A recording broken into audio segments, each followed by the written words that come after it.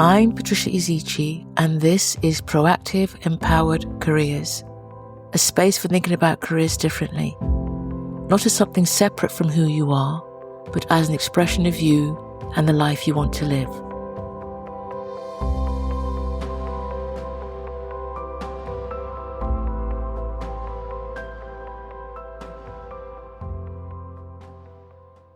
Hello everyone, welcome back, and I hope you all had a good week.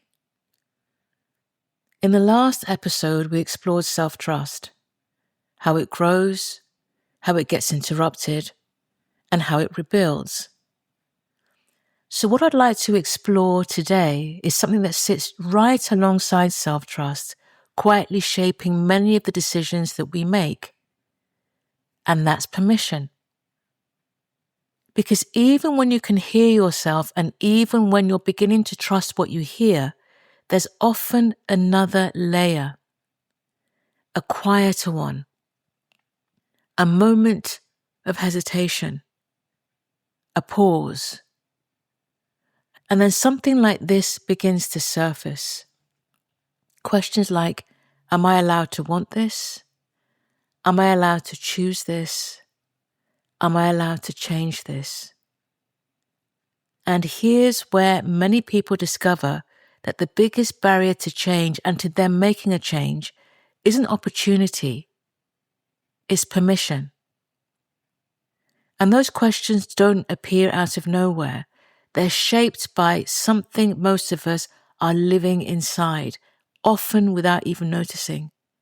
A set of invisible rules about what's acceptable, what's realistic, and what's allowed. Now, all of us grow up inside sets of invisible rules. Rules about success, rules about responsibility, rules about what ambition looks like, about stability, about what care is, about visibility. And these rules are rarely taught directly. We absorb them. From family, through professional cultures, through what gets praised and what gets questioned, through what feels safe to say out loud and what doesn't. And over time, those rules stop feeling like rules and start to feel like facts. Like this is just the way things are. Not something that can be reconsidered. It's just the way things are. And when something feels like a fact, we don't tend to question it. We tend to look for answers within it. Or we look outward for guidance, for reassurance, for what makes sense inside of those assumptions, rather than pausing to ask ourselves, what's actually true for me? And this is where permission begins to take shape, because those invisible rules become the lens through which we decide what feels possible for us. It's the lens through which we decide what feels acceptable for us, what feels realistic even, and ultimately what we allow ourselves to want, pursue, to have, or change. But of course, these rules don't become powerful just because we absorb them. They become powerful because they are tied to something much deeper, our need to belong. Because permission is deeply connected to belonging. And wanting something different can sometimes feel like stepping outside of shared expectations. It can feel like standing out, like being different, like moving away from what's familiar, not just to you, but to other people that you know and you like and you respect and often want to be like.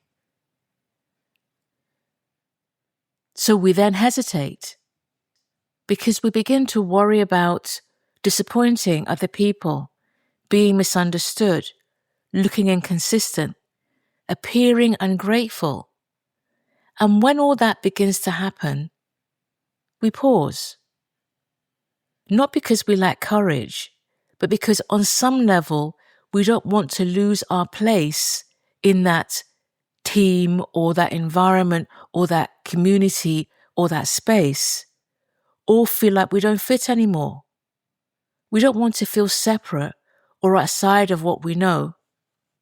And that makes perfect sense because as human beings, belonging has always been tied to safety and survival. So this isn't just about decision making, it's about relationships, about the spaces we exist inside. And that's what makes permission more complex than simply allowing ourselves to change. And then over time, those rules that I mentioned and the need to stay connected to these people and environments around us don't just influence our choices, they begin to shape how we see ourselves. And that's where stories start to form. Stories about who you are. Stories about what you're good at. About what type of person you are. About what you're the type of person for. About what's realistic for you and what isn't. Stories that may once have been accurate or made sense at the time, but remain unquestioned long after you've changed. And sometimes growth begins with noticing that the story you've been living inside may not be the one you would consciously choose today, and what you allow yourself to want, pursue, or change. And when you start to step back and notice this, it's interesting how clearly you can begin to see it. I know I can see moments in my own life where I've been living inside a story like that without even realizing it at the time. And you will begin to notice it too. And when you start to see those stories more clearly, you can also begin to see how they play out. Because this isn't just about how you see yourself, it shows up in what you do. In the moments where you hesitate, where you put something off, where you tell yourself later. Not always because you don't know what you want, but because of everything that sits around it. The part of you that wants to be thought of as good. The part of you that wants to be thought of well. The part of you that wants to be reliable, easy to work with, not difficult, not disruptive, easy to be with, liked. The part of you that doesn't want to stand out too much or step too far away from what's expected. The part of you that wants to stay connected, to feel like you fit with the people around you. And all of that is deeply, deeply human. But it also means that permission doesn't just come from within. It gets shaped and negotiated inside of everything that I've just explored with you. And when we take that into account, that's where we see that permission can start to become conditional. Something that gets delayed or adjusted or pushed into the future. You notice thoughts like, I can do that later. I'll explore that once things settle down. I'll explore that once things get quieter. I'll think about that when I can want more after. Sound familiar? And on the surface, those thoughts can sound really sensible and responsible, but often they're doing something else. They're helping you stay within what feels acceptable, within what feels safe, within what allows you to still be seen in a certain way. So instead of asking, what do I want? You find yourself asking, when is it okay for me to want this? And that there is when permission has become conditional. So when you step back and look at all of this, it's quite something, isn't it? Just how layered we all are. The way all of these different parts of our experiences and ourselves, rules, expectations, relationships, stories, inner narrative, are all shaping what we feel is possible, often without us even realizing.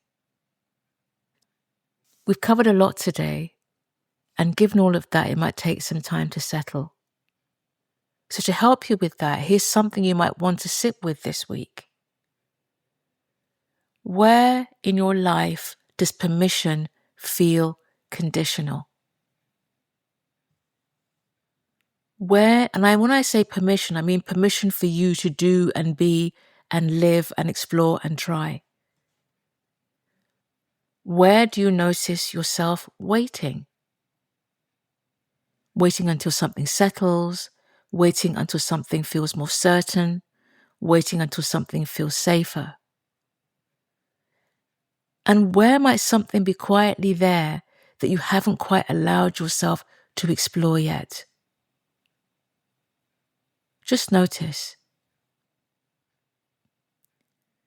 Because permission shapes careers more than we often realize. Not just the roles we pursue, but what we even allow ourselves to consider. What possibilities we take seriously. What risk we're willing to explore. What we continue to tolerate and what we quietly rule out. Because when permission begins to expand, the way you see your options changes. Not because the external world suddenly shifts, but because you start to see more of what's already there in your career and in your life. So to finish today, I want to leave you with this. Permission is rarely granted in a single moment. It's something that unfolds gradually, through noticing, through questioning, through allowing yourself to want what you want before you fully understand it. And that process isn't selfish. It's human, and it's part of becoming who you are now. So in the next episode, we're going to explore something that often sits right alongside permission, and that is success. Not as a definition, but as a feeling. What does success actually feel like when it fits you? That's what we'll explore together next time. So until then, take really good care of yourself. And bye for now. This has been Proactive Empowered Careers. If today's episode resonated, subscribe to the podcast so you don't miss what comes next. And remember, your career isn't separate from who you are. It's an expression of you and the life you want to live.